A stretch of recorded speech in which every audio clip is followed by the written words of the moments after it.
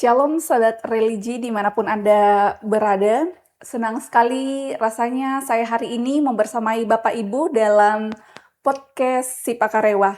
Nah, dalam momentum hari kenaikan Tuhan Yesus Kristus, hari ini kita akan berbincang santai namun penuh makna tentang apa sebenarnya arti kenaikan Tuhan Yesus Kristus bagi umat Kristiani.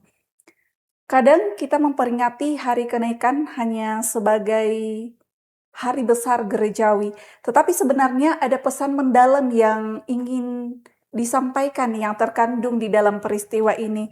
Dan hari ini sudah bersama dengan narasumber kita, penyelenggara Kristen Kabupaten Mamuju. Dengan hormat saya sebut namanya Ibu Marlina SEMM. Shalom Ibu, apa kabar hari ini? Shalom, puji Tuhan, kabar baik. Terima kasih sudah mengundang saya di sini. Senang sekali bisa berbagi di dalam keadaan yang luar biasa, kesempatan yang baik pada hari ini. Iya Ibu, kami juga senang sekali boleh berjumpa dengan Ibu dalam podcast Sipakarewa dan kiranya perbincangan hari ini bisa menjadi berkat dan penguatan iman bagi orang-orang percaya, terkhusus untuk sahabat religi dimanapun Anda berada.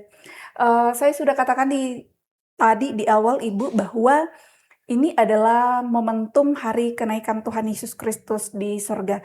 Nah, kalau kita berbicara tentang hari kenaikan Tuhan Yesus, Ibu, sebenarnya apa makna utama dari peristiwa ini bagi orang Kristen? Iya, kalau kita berbicara tentang kenaikan, kita berdasarkan firman Tuhan ya, kenaikan Yesus Kristus ini bukan sekedar peristiwa Yesus meninggalkan murid-muridnya. Justru kenaikan Yesus ini menunjukkan bahwa karya keselamatannya sudah selesai. Yesus datang ke dunia, melayani, mati di kayu salib, bangkit pada hari yang ketiga, lalu naik ke surga dalam kemenangan. Ini menjadi bukti bahwa Yesus menang atas dosa dan maut. Dan bagi kita orang percaya itu menjadi pengharapan yang besar. Karena Yesus hidup, maka kita juga memiliki pengharapan akan hidup yang kekal. Jadi artinya kenaikan Tuhan Yesus ini bukan cerita kesedihan ya, Bu? Betul sekali. Iya, karena peristiwa kenaikan Yesus sendiri kan di mana Yesus harus meninggalkan para murid-murid dan pengikut-pengikutnya di tengah-tengah dunia ini. Ya, kalau dipikir-pikir sih secara manusia mungkin murid-murid itu seharusnya sedih karena Yesus meninggalkannya ke surga. Tapi sebenarnya yang saya katakan tadi bahwa ini adalah sesuatu yang baru, awal yang baru. Yesus naik ke surga tetapi dia tidak meninggalkan umatnya. Dia menjanjikan Roh Kudus untuk menyertai, menguatkan orang percaya. Jadi sekali lagi kenaikan Yesus justru membawa pengharapan baru dan kekuatan baru. Iya, kenaikan Yesus membawa pengharapan dan kekuatan baru bagi Ya, orang percaya. Nah, ini pertanyaan selanjutnya, Ibu. Kadang orang bertanya, mengapa Yesus harus naik ke sorga? iya. Kenaikan Yesus ini menunjukkan bahwa dia dimuliakan di sebelah kanan Allah Bapa. Tetapi bukan berarti dia jauh dari kita. Justru Alkitab itu mengajarkan bahwa Yesus menjadi pengantara bagi umatnya. Jadi sampai hari ini Tuhan tetap bekerja, tetap mendengar doa-doa kita dan tetap menyertai kehidupan kita.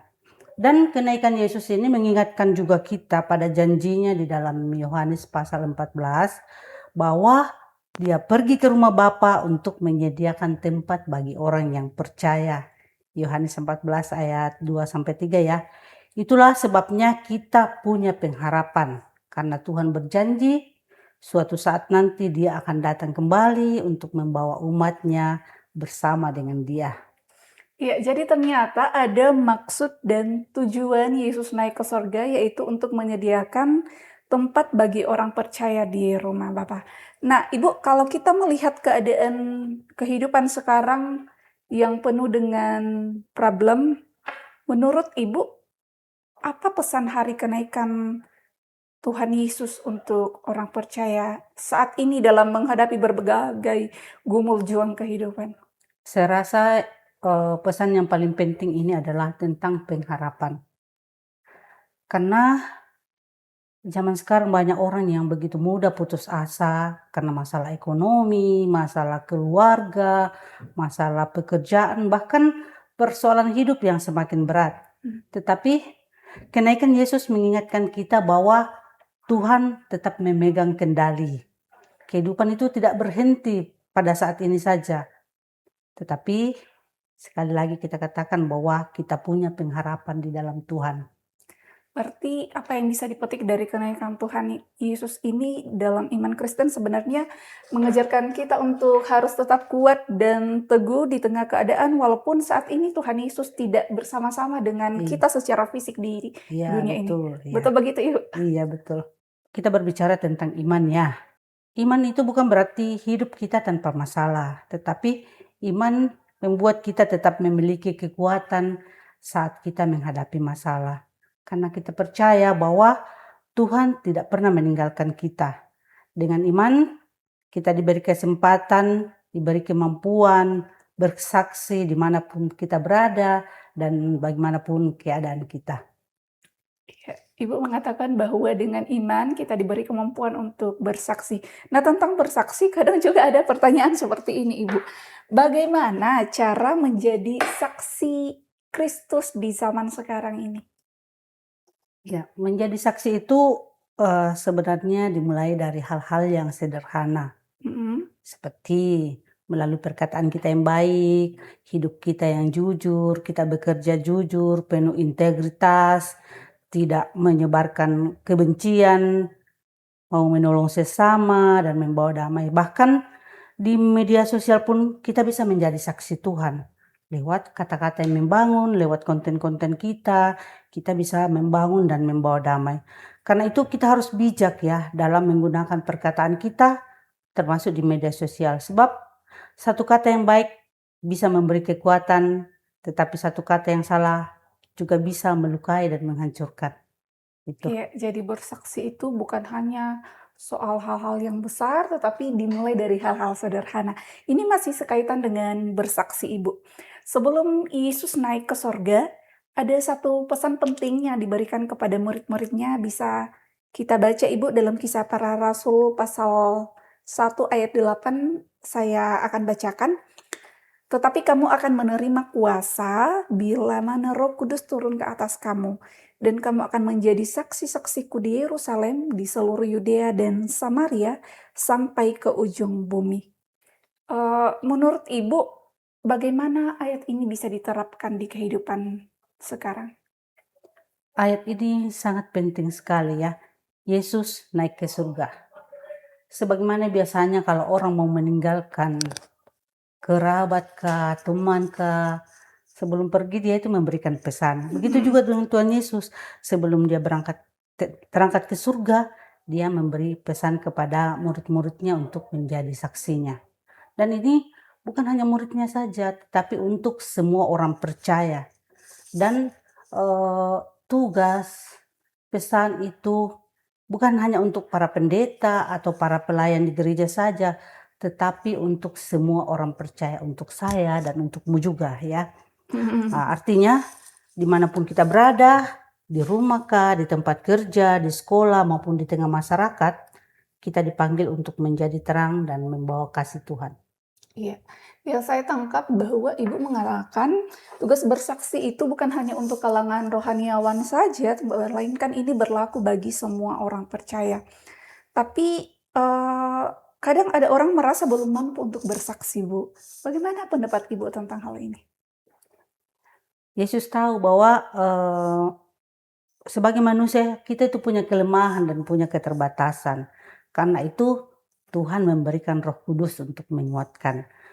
Yesus berkata, kamu akan menerima kuasa kalau Roh Kudus itu turun ke atas kamu. Artinya di sini bahwa Tuhan sendiri yang menguatkan kita. Kita tidak berjalan sendiri. Walaupun kita rasa itu berat, tetapi Tuhan tetap bersama dengan kita. Kalau hidup kita dipimpin Tuhan, maka melalui sikap dan tindakan kita, orang lain akan melihat kasih Kristus. Ya, jadi seharusnya setiap orang percaya tidak perlu ragu lagi bagaimana kemampuannya dalam bersaksi karena ada Roh Kudus yang Ya. akan memampukan. Nah, Bu, ini pertanyaan selanjutnya, kalau untuk generasi muda sekarang, apa pesan dalam momentum hari kenaikan Tuhan Yesus ini? Saya percaya generasi muda sekarang itu punya potensi yang luar biasa. Walaupun sekarang banyak tantangan, banyak pengaruh-pengaruh yang tidak baik, tetapi jangan sampai anak muda ini kehilangan arah dan menjauh dari Tuhan. Karena Tuhan juga memakai anak-anak muda menjadi terang, membawa damai dan tentu menjadi berkat bagi banyak orang melalui kehidupan mereka sebagai anak-anak Tuhan. Ya, Ibu bilang anak muda jangan malu bersaksi dan jadilah terang. Kalau bisa mewakili suara hati anak muda sekarang, saya mau katakan, Bu, bagaimana caranya untuk menjadi terang bagi banyak?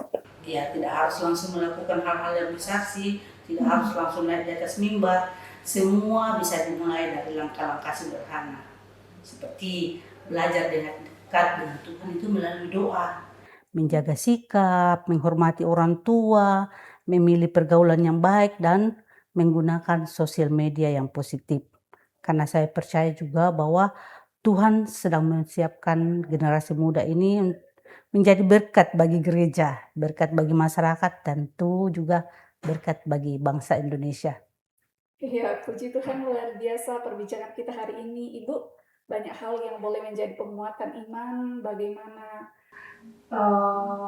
pesan yang disampaikan melalui kenaikan Tuhan Yesus Kristus, bagaimana kita bisa menjalani kehidupan yang banyak problem ini dengan melihat bagaimana makna yang diberikan melalui momentum kenaikan Tuhan Yesus dan bagaimana juga seorang muda harus berani untuk bersaksi.